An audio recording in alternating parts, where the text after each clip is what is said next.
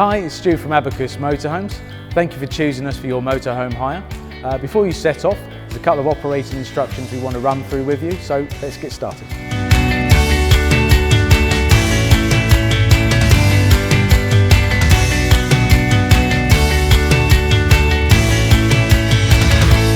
Now this model comes with two keys. You have the larger key, which flips out, that is for your ignition, but also removes your diesel cover. The remote buttons on here will operate the locks for the cab and the habitation door. The smaller key is for just the side lockers and the toilet cassettes only. Don't be tempted to use this on the habitation doors because they can fall apart and break if you're used incorrectly.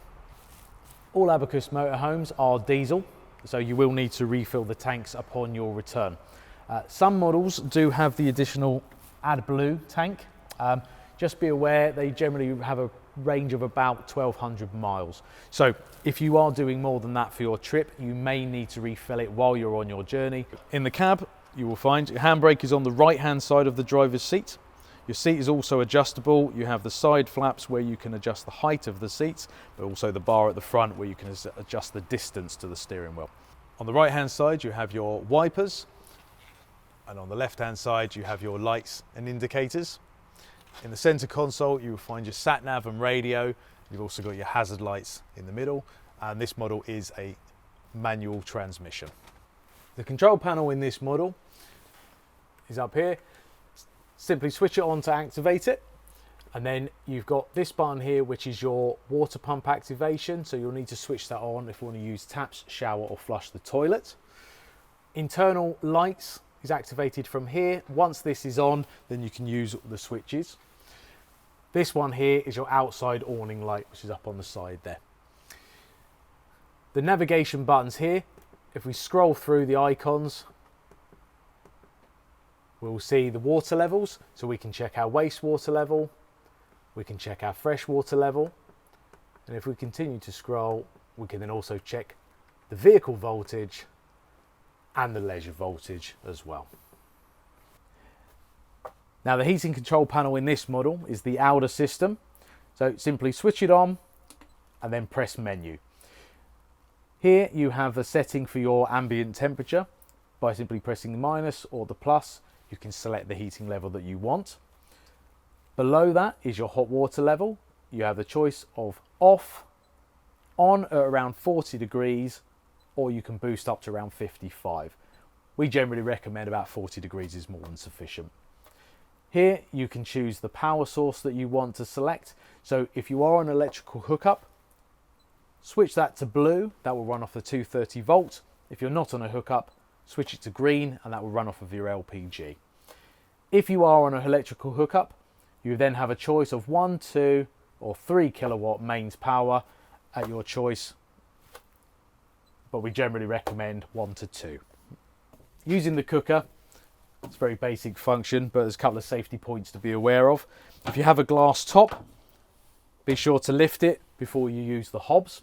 Okay, when you have finished using the cooking on the hobs, let them cool off before you replace the glass, as they can get very hot and you obviously don't want that to crack or break. Grill and oven positioned down below. You'll have your ignition point on here, and then all you got to do is open the door, switch it to the section that you want and press the button to ignite, and then again just remembering to close that off when you're finished with it. The fridge in this model is a Dometic automatic system model, which means that once set to the auto function, it will look after itself. If you plug it into a mains on a campsite, it will run off a 230 volt. If you don't have it plugged in, it will run on the gas, and any time when the engine is running, it will run on the battery. And as I say, as it's auto function, it will select the power source by itself. The vehicle comes with a TV, which has a built-in DVD player. If you wish to use either of those functions, you can simply do this by using the remote. You have the source button at the top, so you can choose between TV or the DVD function. If you're watching TV and you need to tune it, simply go to the TV menu, tab down once you get to the satellite symbol and press to confirm, and then just select auto tune, and that will automatically tune all the TV channels in that region. So before using the toilet, you will need to remember to pull the grey lever to the right. That will open up the cassette. Then you can use the toilet, the blue button to flush after you've finished, and then remember, always set the grey handle back to the left, ready for the next use. Now, to operate the windows and blinds, take a little bit of care with these because they can be delicate, but normally fly screens are at the top and they just pull down, privacy blinds at the bottom and they just pull up. To operate the windows, lift all the catches up, push the window out to get to the level that you want it, and then lock it in, and like so. Before you set off, always make a mental note to close all your windows. Don't leave them on the ventilation setting, make sure they are always on a full lock to avoid any loss or damages. In the storage area of the vehicle, we've supplied you with a mains cable for 230 volt connection, hose for refilling your water supply, kit bags for breakdowns. You've got high-vis jackets, warning triangles, breathalyzers, leveling blocks, dustpan and brush, broom, awning handle, and also the tablets for your toilet. Connecting to a 230 volt power supply on a campsite, we have supplied you with the cable. Most important rule of thumb is make sure that the lid always goes in first. Press the rest in, make sure it's secure, and close the flap down. To remove the cable, sharp pull and replace. To refill your fresh water on this model, lift up the cover, take your whale connector hose from the back and plug the box in like so. Make sure the other end is connected up to your water supply.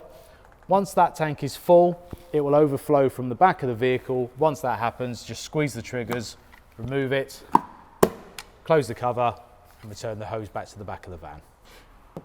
To empty the grey waste on this model, simply reach underneath, remove the cover, hold the pipe steady with one hand and then half a turn back to the left to drain the water out. Once it's empty, close it back up again and replace the cap. Right, so to empty the toilet on this model, open the door and then lift the handle to remove from there, and then you should just be able to slide the box out.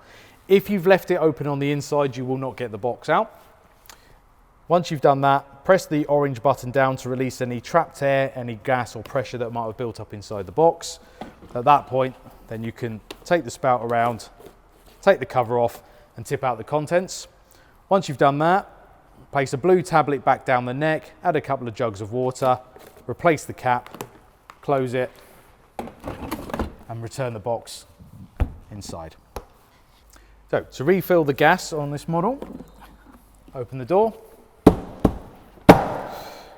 You've got 2 gas bottles that are inside of there.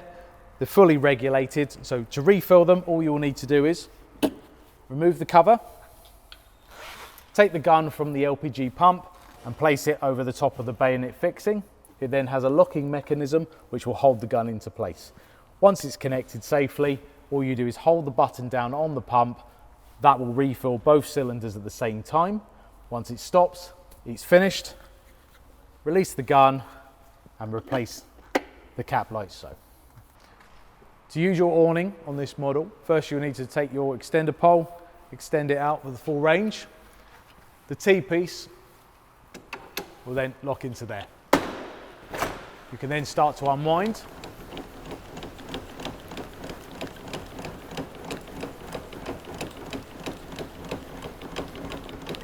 And just checking that it winds out even and flush to the vehicle. Once you get it to the area that you want it, then within here you will find the leg mechanism. Come to this end here, there's a little thumb piece. Pull back on that. That will then remove the leg. Make sure that the foot is flat. Point towards the ground, and there is a small plastic flap just on the inside of the leg. If you lift that up to about a 90-degree angle, you can then extend the leg, get it to the height that you want it, and then push the flap all the way to the top. Repeat the process on the other side. Okay.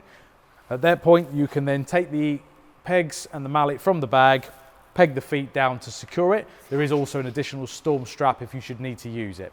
We don't recommend using awnings within weather that is not fair or still, as strong winds can take them over the top of the vehicle and we don't cover them on our insurance.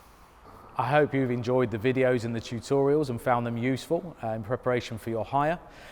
We look forward to seeing you. If you have any further questions or you need any assistance from us, please don't hesitate to contact us on the main number or head over to our website or drop us an email.